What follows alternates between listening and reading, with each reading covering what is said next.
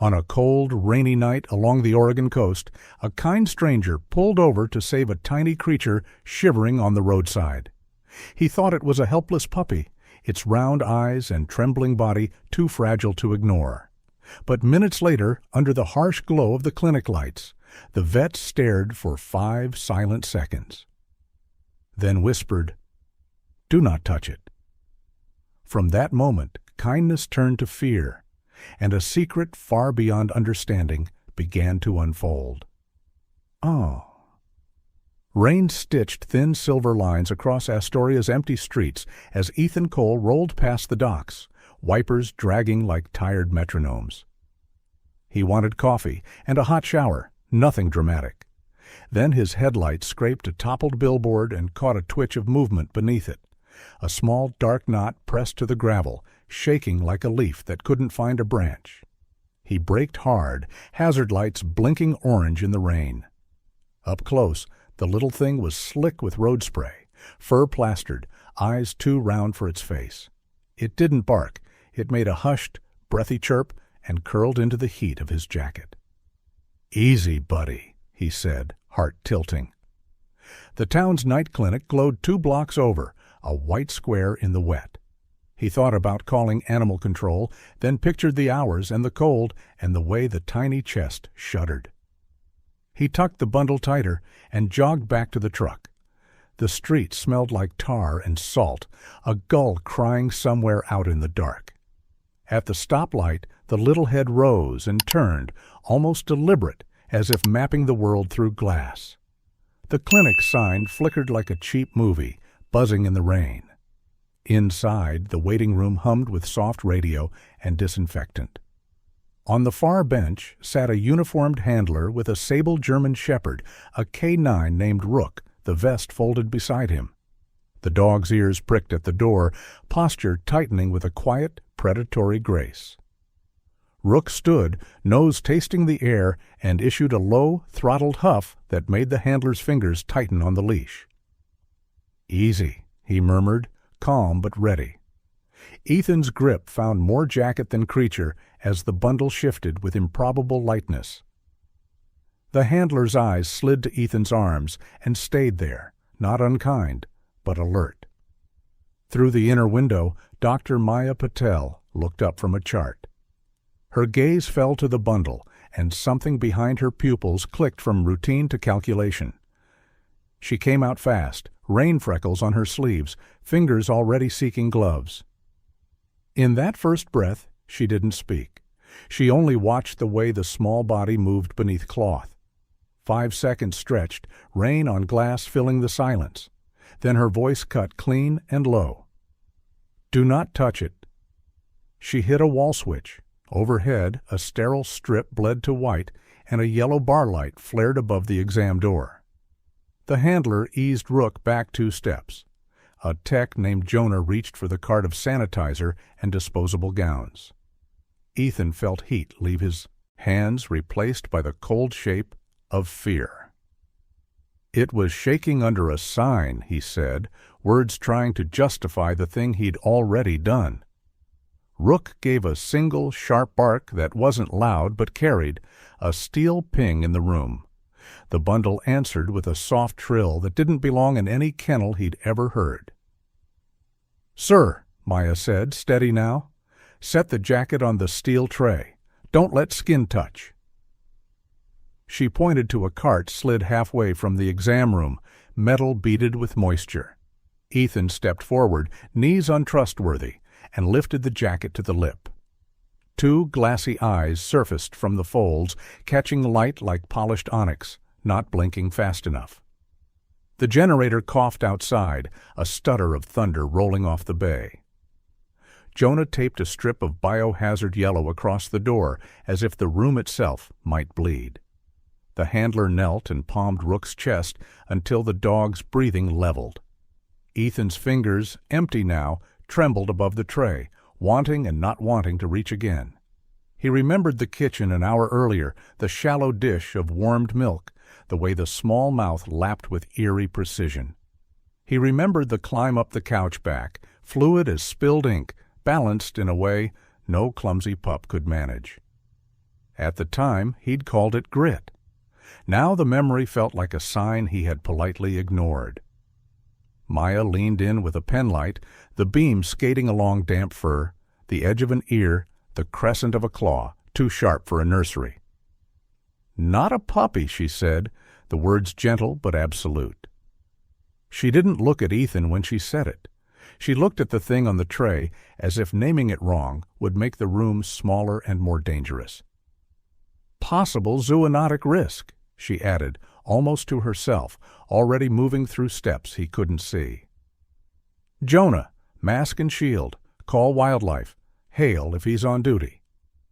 The names rang like tools on a pegboard. Rook's tail hung still, eyes fixed, a professional watching another professional work, the line between instinct and training drawn thin. Air thinned anyway. Ethan felt it, an elevator dropping between floors. The little animal shifted, and the jacket made a soft rubber sound against steel. Outside, a siren burred far off, swallowed by rain. Somewhere in the ceiling, the heater kicked on, and the vents exhaled, and the room smelled less like lemon and more like metal. "Sir, step back," Maya said quietly, and her kindness stung worse than a scold. He stepped until his hip found the counter and stopped there, palm open, useless, the ghost of weight still warming his skin. The handler gave him a nod that said this was the right kind of surrender. Rook settled into a sphinx, watchful, waiting for the next cue. Ethan watched the rise and fall under the jacket, small and certain, like a tide trying to be brave. Rain softened on the windows, each drop a white dot dancing down. He thought rescue was a door you kicked open with both feet. He learned that sometimes it's a door you hold closed with the quiet part of your heart until help wears the right gloves. Rook shifted his weight like a tide easing in, calm eyes mapping the room the way a pilot studies weather. The shepherd's coat held the faint smell of rain and nylon, the quiet dignity of a partner off duty, but never truly off. His handler, Briggs, rested a palm at the withers, a touch light as a thought, and the dog's breathing settled into a useful rhythm. The clinic's hum became a grid in Rook's head, vent, fridge motor, fluorescent buzz, rain ticking the windows. He parsed them, shelving each sound until only the unfamiliar remained. The bundle on the steel tray lived in a separate column, a thread of scent like wet bark and iron filings edged with something that did not belong to leashes or lawns. Briggs gave the cue once, a whisper shaped into muscle memory. The dog rolled weight back, ears up but soft, posture a question mark. He was not there to charge. He was a tool tuned to clarity. Rook tasted air again, mouth closed, a chemist in fur sorting molecules into yes, no, maybe. The maybe grew teeth. "Stay," Briggs said, the word landing like a chalk mark. Rook locked to the floor, but his eyes thinned to focus. The small thing in the jacket twitched, and the smell brightened, metallic light and wild sap. Rook felt the old classroom in his bones. Bite sleeve, gated field, the day noise sharpened to a single line he could follow without missing a step. Maya's gloves snapped, a crisp flag in the air. Jonah dragged a rolling shield between tray and door, wheels squeaking a nervous note. Rook's gaze slid to the shield, then back to the tray. He did not pace. He did not whine. He waited for the picture to finish developing, the way he waited on tracks for the train to declare its direction. The jacket shifted again, and a chittering sound trickled across steel. Rook answered with a single baritone huff that flattened to silence mid-note, the way water finds level. Briggs touched shoulder to rib in a code that meant good, hold, breathe. The dog's tail fell to neutral, but the muscles along his spine held a fine print the human eye could miss. Lights flickered, the storm exhaling somewhere over the bay. For a blink, the room went gray, and in that gray, the scent bloomed, sharp and green as broken stems, with a sour tangent like batteries left in a drawer. Rook's lip lifted a quarter inch, not threat, not show, only a diagnostic quiver. He knew household animals. This was not one. Briggs stepped him sideways, blocking the angle to Ethan out of habit. The shepherd's body made a wall without feeling like one, a living threshold. Rook's training unspooled. Crowds, airports, alleys, the long night the world forgot a child in a stairwell, and a dog found her by listening harder than grief. Tonight was smaller. Smaller did not mean safer. "Down," Briggs said, and Rook melted to tile, elbows kissing linoleum, chest a slow bellows. From ground level, angles changed. He tracked reflections in steel, the faint tremor in Jonah's leg, the precise economy of Maya's hands. The bundle's breath counted wrong for a puppy. The cadence carried the forest inside it, a metronome set to a different heart. The chitter came again, and Rook surprised himself by wanting to answer. Instinct hummed, an old wire vibrating in a modern wall.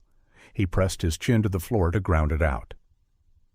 Briggs's fingers found the collar and scratched once at the leather, a human thank you packaged for a canine brain. Rook filed it with the good files and kept watching.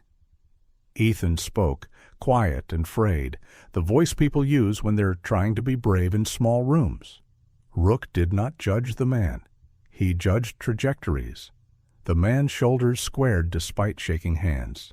That read useful.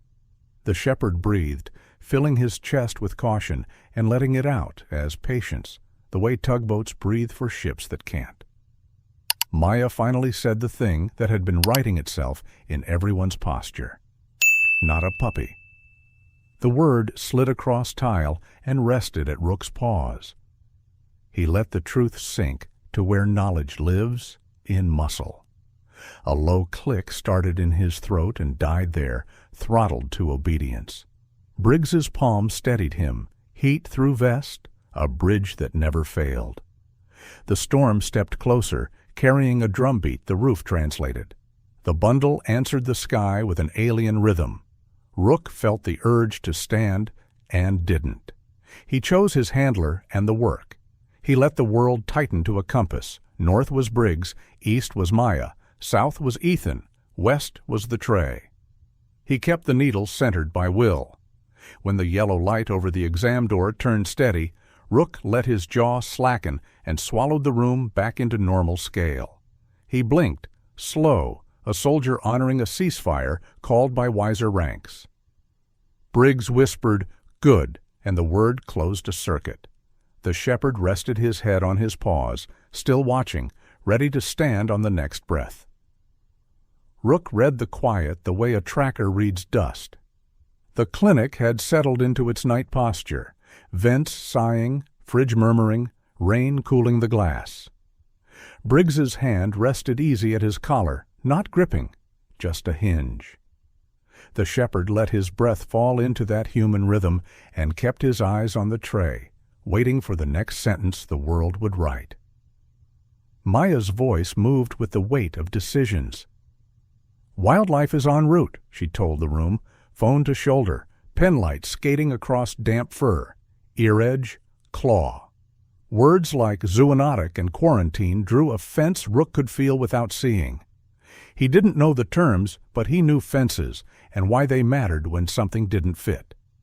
The bundle stirred, a ripple under cloth, and a scent rose that made two tracks in his brain. One smelled like forest floor after rain, the green dirt smell of living things. The other tasted faintly electric, like coins warmed in a fist. Rook stilled. He remembered alleys and train yards and the certain click that means, not pet, not toy, pay attention. Briggs gave the soft cue that meant recalibrate. Rook slid weight to his haunches, posture thinning to a line. He didn't posture back. He absorbed. The animal's eyes flashed once in the steel, too steady in the light. Rook's throat shaped a sound and swallowed it. Control was not a trick he did for praise. It was a promise he kept with himself. At the window, a girl in a rain jacket lifted a phone, face haloed by screen blue. Rook noted the angle, the reflection, the small gasp she made when the yellow light over the exam door flared. People gather to stories. They always do. He marked her scent, salt and shampoo and wet vinyl, and filed it in the drawer labeled harmless for now. Jonah rolled the shield a notch tighter, the rubber wheels squeaking a nervous syllable. Maya's gloves made starched music. She angled the penlight, and Rook saw the claw's fine hook, a hunter's comma. He had chased, found, held. He knew tools when he saw them. This one didn't belong in kitchens or on leashes or near the soft throats of kids. The Storm shouldered the roof, a low drum-testing screws. The bundle answered with that thin chitter, and Rook's ears did a small involuntary dance, triangulating source, distance, intent. Briggs's palm pressed warm against his shoulder. The heat anchored him, a rope in rough water. Rook let his jaw loosen and breathed through the urge to close distance. Maya spoke again, lower now, to Ethan so the edges wouldn't cut. "Not a puppy," she said, and the room took the shape of that truth. Ethan looked like men look when a bridge behind them drops and they're still driving forward. Rook watched the man find the brake inside his chest and use it. That mattered. He stored the data as yes, useful human. A siren ghosted the far streets, fading like a memory. Rain softened. Rook shifted to the down without being asked, elbows landing quiet, paws out like a prayer. From the floor, little things told big stories. The way Jonah's shoe tapped and stopped. The way Maya never fully turned her back. The way Ethan kept hands visible and empty, learning the right kind of help. The scent map changed again. Rook caught thread-worn cloth, motor oil, and a sliver of adhesive, tacky sour, hiding in the jacket fold. He nosed air without moving his head, a microscope pretending to be a dog. Briggs read it on his face and did not speak, but the leash went lighter. Trust is a two-way door. Tonight it stayed open. Rook's memory raised a postcard. Training yard at dusk, instructor saying, "Let the urge pass through you like weather. Don't wrestle the wind." He watched the bundle quiver under light, felt the wind try to lift him, and let it go by. The old want to lunge flickered, then thinned to a line he could break with breath and a blink. Behind glass, the girl's phone lit again. A car eased to the curb. Headlights slid across the ceiling, turned the room to water, then moved on. Rook put his head on his paws and closed one eye just enough to rest a muscle without missing a thing. The Storm's shoulder slipped away. The clinic remembered its size. The night grew room for patience. When the yellow bar steadied to a calm hum, Briggs traced the ridge of Rook's neck with 2 fingers, a quiet metal. The shepherd let the praise sink like a warm stone and stay there. He remained the hinge, the wall, the tuned wire between trouble and the fragile human wish to fix everything by touch. He waited, ready to stand when the door opened. The clinic exhaled a tired hush as dawn considered the bay.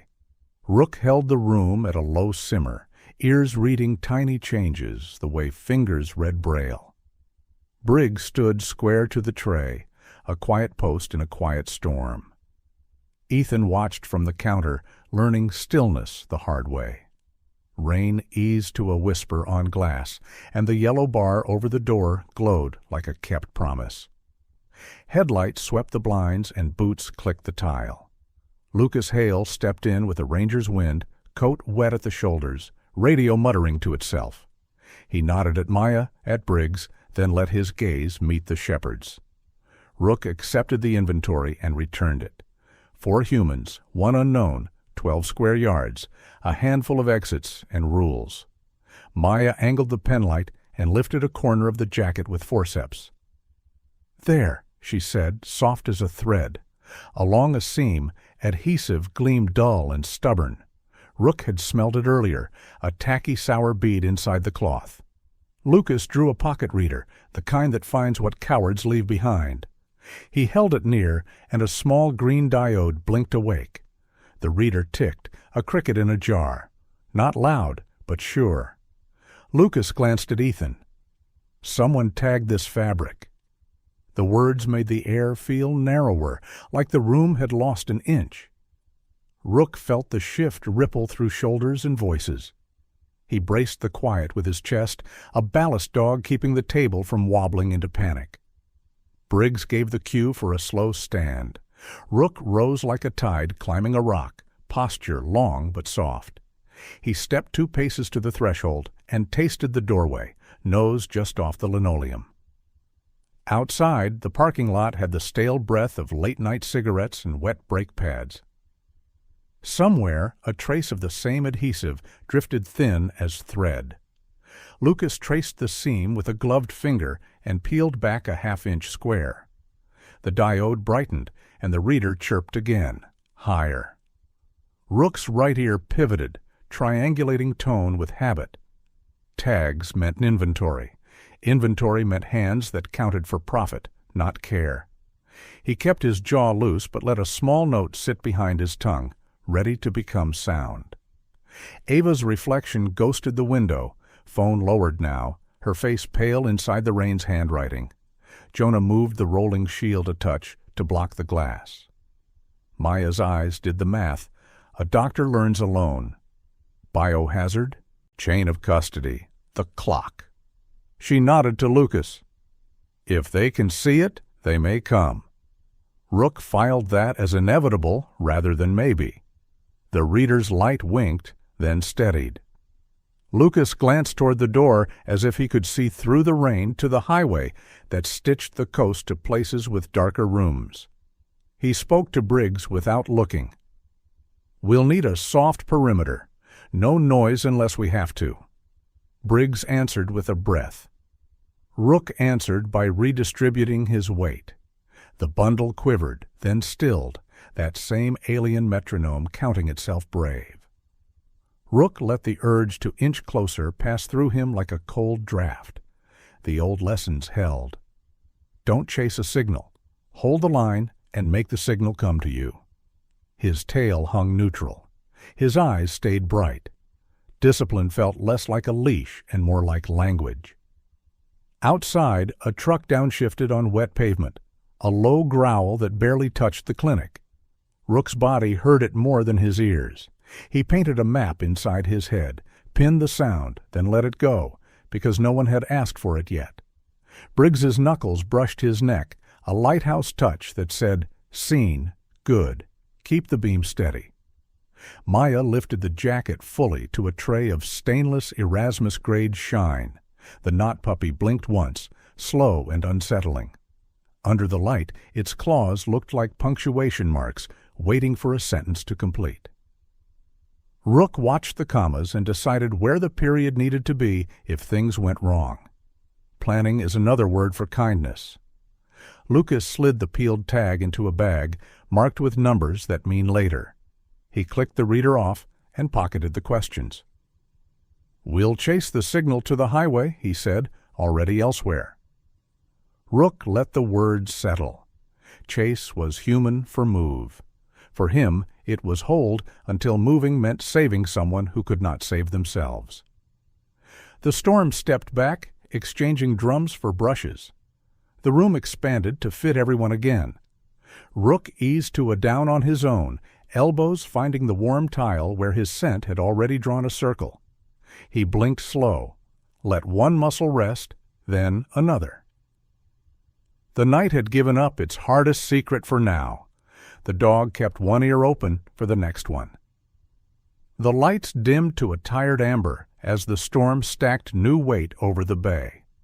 The clinic's hum lost a note, and the vents sighed like a chest between coughs.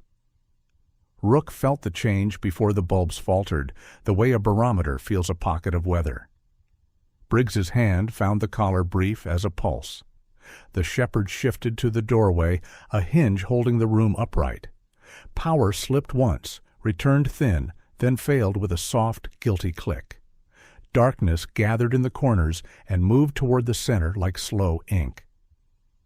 The yellow bar over the exam door kept a ghostly glow, emergency fed. Rook let his pupils do their quiet work and shaped himself to the dark. He could still read the room by breath and posture. A car idled somewhere beyond the rain, engine note low, and patient. Rook stacked the sound on a mental shelf and tasted air. The adhesive tang from the jacket hung near, but a new slice arrived behind it, colder, cut with machine oil and damp canvas. Briggs whispered his name. The dog's ears lifted, drawing a map the eyes couldn't finish. Glass ticked once, not rain, but something testing a frame. Rook's head came up, the line of his back tightening like cable. Briggs shifted a half step, a quiet block between Ethan and the door. Maya's silhouette stayed steady over the tray. Jonah's breath quickened, a drum with no sticks. The shepherd filed it all and waited for the first mistake. The rear latch offered a tiny groan, metal to metal. Then the door flexed, an animal trying its first muscle. Rook did not bark. He gave the low engine of a warning deep in his chest, a sound tuned to reach a human brain before a human pride. Briggs's fingers brushed a signal along the leather. The dog took the corridor center line, owned it, and breathed. A shadow slipped through the utility hall, taller than the mop sink, thinner than courage. Another slid behind it, both smelling of wet nylon and borrowed nerve. Rook moved one step, just enough to set a boundary the dark could understand. The first figure froze, then made the wrong kind of noise, a whisper shaped like a dare. The bundle on the tray jolted as the room tensed, claws skittering a bright scratch across steel. Jonah pivoted out of instinct, hand up in reflex to steady the jacket. Rook saw the angle before anyone else did, saw the soft gap between glove and cuff, and his body wanted to close distance. Briggs's palm locked him with a wordless kindness. Hold. Teeth found Jonah's wrist anyway, fast and neat, a lightning stitch through nitrile. He yelped, more startled than hurt, and stumbled back into the rolling shield. Rook's bark ripped the air open, not wild but shaped, a clean blade cutting through static. The intruders flinched. Maya's voice cut after it, sharp as a clamp. No one touch. Don't give it a target. Maya moved like a chess piece that had waited 3 turns to strike. She reached the cabinet in 2 strides, snapped a dart into the delivery barrel, and found the space between steel and cloth. Rook held the corridor, shoulders quiet, eyes hard. Briggs took a slow breath that Rook matched, syncing the metronome of 2 hearts to a steadier drum. The dart kissed hide with a soft, decisive pop. The knot puppy hissed a thread-thin sound and shrank into itself, eyes wider, then slow blinking. Maya kept her arm extended a beat longer, counting in her head. Jonah cradled his wrist and nodded that he was fine. Rook read his face and believed him, then sent attention back to the hall. A breaker thunked in the back room, and the generator shouldered the dark aside. Light returned in bands of tired gold. The intruders found themselves outlined and ordinary, all their boldness turning into poorly fitted jackets and cheap boots. Rook took 2 steps, hurting without touching. Briggs said the single word that means comply without pride. Lucas came in from the rain with a voice that had paperwork behind it. He took the figures the way a river takes leaves, calm and absolute. Rook drifted back to Briggs's leg and let tension melt a notch at a time. The room grew into itself again. Maya checked Jonah's glove, eyes soft now, and taped the cuff shut, like she was tucking in a child. The knot puppy's breath slowed to a manageable rhythm, pupils easing from plate to pearl. Rook lowered into a down that felt earned, forepaws straight, head tall for 1 more minute. Briggs's hand slid from collar to withers, granting release in small change. The shepherd blinked, then laid his chin on his paws, listening to the healing gears turn. Outside, the rain stepped down to a steady curtain, quiet and honest. In the reclaimed light, the clinic looked like what it was again, a room built to keep life inside its borders. Rook watched a drop gather on the edge of the shield and fall without drama. The worst had passed its peak. He let his jaw slacken and saved enough fire for whatever came next. Morning thinned the rain to a lace that the bay could breathe through. Rook rode in the rear well of the SUV, vest on, head steady between the seats. Briggs's hand rested near the buckle, not touching, a promise more than a grip. Lucas's radio murmured coordinates, the little reader chiming soft as a cricket each time the beacon winked alive. They'd left the clinic with the tag sealed in a pouch, signal damped until the turnoff. Now the pouch hung from the dash like a small heartbeat. Rook tasted the air that funneled through the vents, wet cedar, diesel, and the metallic whisper he'd learned overnight. The road unspooled, gray and honest, pointing toward a district of stacked steel and secrets. Kara shadowed them back a car length, headlights low, lens capped until permission. Ethan followed farther, a ghost presence that Rook logged without judgment. Work made a clean map in the shepherd's head. Beacon here, handler here, unknowns ahead. He set his breathing to Briggs's and let the hum of tires become the metronome he needed. At the yard gate, chain links rattled and settled. Lucas nodded to the booth, then to Briggs. Rook stepped onto wet gravel with a dancer's caution, pads reading grit like print. Containers rose in rows, blue and rust and ocean-scarred. The reader chimed thrice, then held a note that sharpened the air. The dog's ears tracked the sound and filed the geometry. They moved as if the morning could hear them. Briggs kept Rook at heel until the lane pinched, then sent him ahead 2 steps to taste the seam where scents collided. Machine oil hid behind cold fish, then fell away. The adhesive thread brightened and pointed left. Rook checked wind like a sailor and adjusted without breaking the line.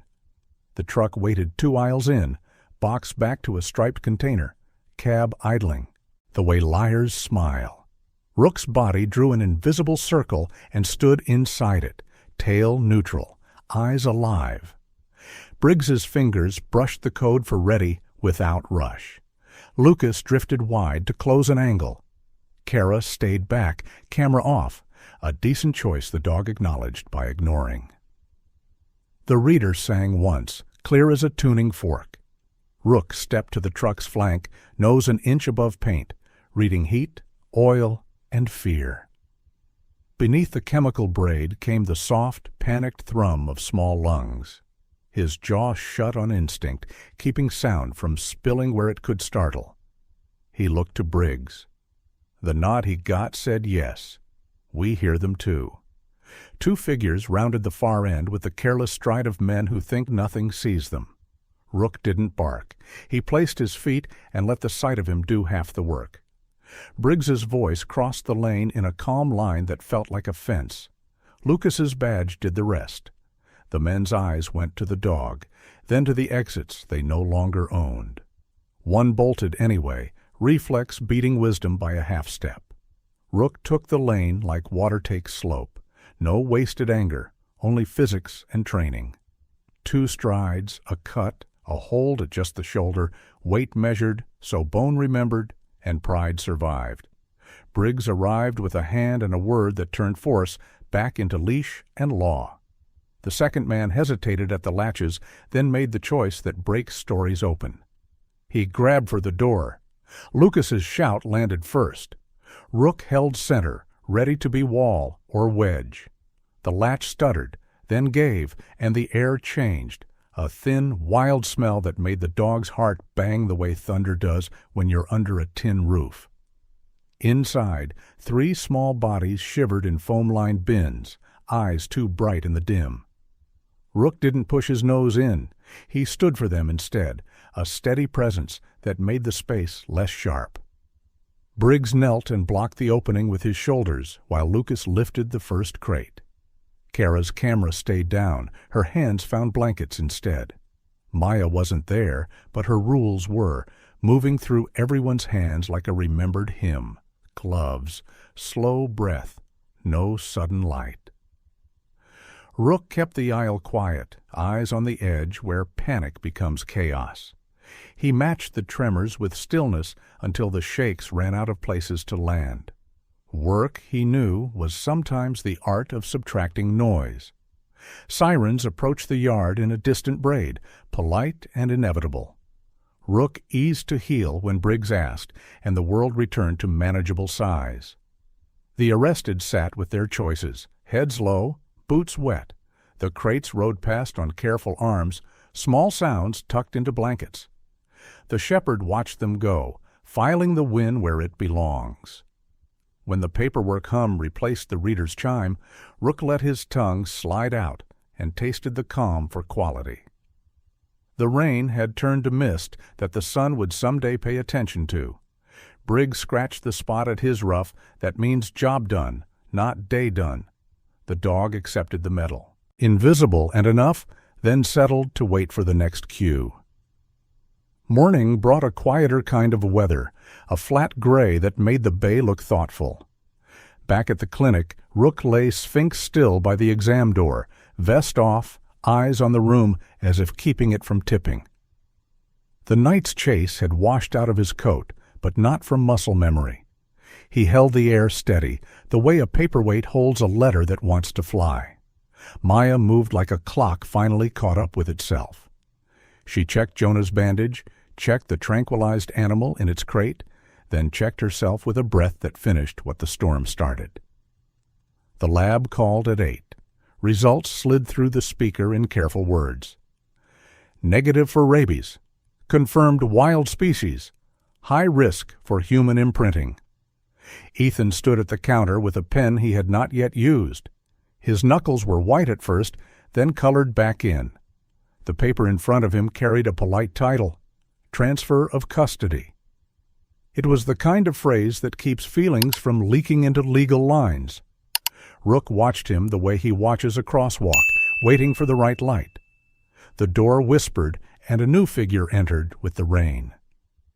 Dr. Elena Ruiz introduced herself with eyes that understood both rescue and rules. She carried quiet like a tool, and the scent of pine sap and clinic soap followed her. Rook lifted his head, read her posture, and put her in the column marked practiced hands, low risk, high purpose. Elena knelt by the crate without crowding it. She spoke in low notes that were more pace than language. The knot puppy blinked slow, pupils still too wide for a room, claws flexing a punctuation the world kept misreading. Rook's ears wrote the rhythm down and matched it with stillness. Calm is a bridge. Sometimes the dog is the only one who can build it. Kara stood near the cabinets with her camera capped, a choice that looked heavier than it was. She had a blank notebook and a throat that kept swallowing. When Elena glanced up, Kara just nodded and took notes with a pencil that never scraped. Rook filed her as witness on the side of gentleness, which is rarer than people think. Lucas arrived with a folder and a tired grin that didn't quite claim victory. He named charges, chain of evidence, next steps that sounded like steps cut into a steep hill. He thanked Ethan for calling it in and let the thanks land without fanfare. Rook watched the words land. Some stuck, some slid. The man's eyes kept returning to the crate. Maya laid the transfer forms out in a straight line, not a trap, a path. She explained the difference between sanctuary and release, the long math of diet and quarantine, and unlearning the human room. Rook listened the way dogs listen to weather, for pressure and direction. The pressure rose when Elena said the kindest thing is sometimes distance. Ethan asked the question he'd been carrying like a stone. Would it remember him? Elena answered with care. Not how you want, she said, and that is good. Wild needs, wild. She described the day the eyes stop looking to people for cues and start looking to wind and shadow. Rook felt the truth of that in his chest, where work turns into wisdom. The pen hovered. Rook rose and closed the space between Ethan and the table, not touching, just present. It was a thing he did at accident scenes, at schools when hands shook and decisions needed steady ground. The shepherd stood like a doorframe that would not splinter. Ethan's breath found the dog's cadence and fell into step. The pen met the line. The room released a small collective breath that no one planned. Elena sealed the forms and nodded once to the future. Maya's shoulders let go a notch. Lucas's folder closed with the soft sound of near-finished work. Rook returned to the crate and sat, not to guard, but to honor the next road the small creature had to take without them. They wheeled the crate toward the van, while the rain made silver threads out of the parking lot. Ethan tucked his old jacket inside, a kindness that would be taken out later in a quieter place. Rook walked at Briggs's knee, matching the slow pace that tells a nervous animal there is time, there is air, there is no need to run from what is right. When the doors closed, the bay breathed in and out like a sleeping house. Kara put the notebook away and left the camera capped. Lucas shook Briggs's hand, then scratched Rook between the ears like a colleague. Maya said there would be coffee now, the good kind, and the room believed her. Rook lay down, let the moment settle, and kept one ear open for whatever came next. The bay learned a softer light as spring drifted in, a dull silver that made the docks look newly washed. Rook padded beside Briggs along the sanctuary's quiet corridor, nails whispering on sealed concrete. The air held pine, clinic soap, and the low hush of animals relearning their names from wind. He moved like a shadow that knew where all the doors were. Elena met them with a nod that meant good news carried gently. Through one-way glass, the knot puppy flickered in and out of shadow, leaner now, eyes less hungry for human shapes. Rook watched without pressing the glass. The creature's breath matched the trees outside, a slow tide coming back to itself. Wild was beginning to remember how. Kara's report had aired and settled like rain. The town argued and then got quiet. Ava's follow-up, help without harm, played in classrooms, her voice steadier than her hands. Rook learned these rhythms, too. He studied the way people looped from fear to understanding, the way rules, spoken calmly, held them the way a good leash holds a strong dog. Ethan arrived carrying a box of supplies he didn't need to carry. He stood by the window with the open posture of a man who had rehearsed leaving well. The creature glanced once, then returned to the brush heap, nose turned to wind, not memory. Rook felt the wind settle in his chest. Not the parade kind, the kind that frees both sides of a fence. Briggs placed a hand on Rook's ruff and let it rest there. In the yard, a staffer hung a frozen scent, lure high in a pine. The knot puppy rose, climbed without fuss, and solved the puzzle with a motion that belonged to no couch. Elena smiled the small smile of work done right. Release phase soon, she said. Rook filed the timeline where patience lives. A week later, the van door side closed on labeled crates and quiet hearts. Rook rode rear well, vest on, head high, the humming road running past his paws. The release site lay past logging cuts and a braided stream, a place where wind had a vocabulary. He stepped down into needles and cold shade, tasting air for edges and angles. Elena's hands moved with the reverence of a good goodbye. Latches whispered. The knot puppy slid into brush like a thought finishing itself. For a breath, there was nothing but pine and water and the small scrape of claws finding honesty. Then the forest accepted the shape and erased the line where people ended. Rook stood still, a witness without need. The emotional peak arrived so quietly, it startled the heart. Wind lifted, turned, and a faint chitter threaded the trees, not aimed at them, not requesting. It existed on its own terms. Ethan's fingers tightened, then let go. Briggs exhaled. Rook's tail did not wag. It settled to true zero, that rarest balance where work and wanting line up clean. On the drive back, rain dusted the highway like old film grain. A mile outside Astoria, a brake light bloomed on the shoulder. A young opossum trembled by a culvert, eyes caught in the noise of traffic. Ethan slowed by instinct. Rook watched the man choose the new way. Hazards on, reflector triangle down, hotline dialed, voice steady and useful. They waited in the flash of red and amber, giving the little animal time and space. Rook took the air in slow, metering his own calm into the scene.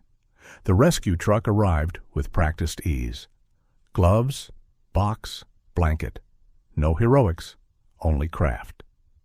The shepherd logged the steps like lyrics to a song the town finally knew how to sing on key.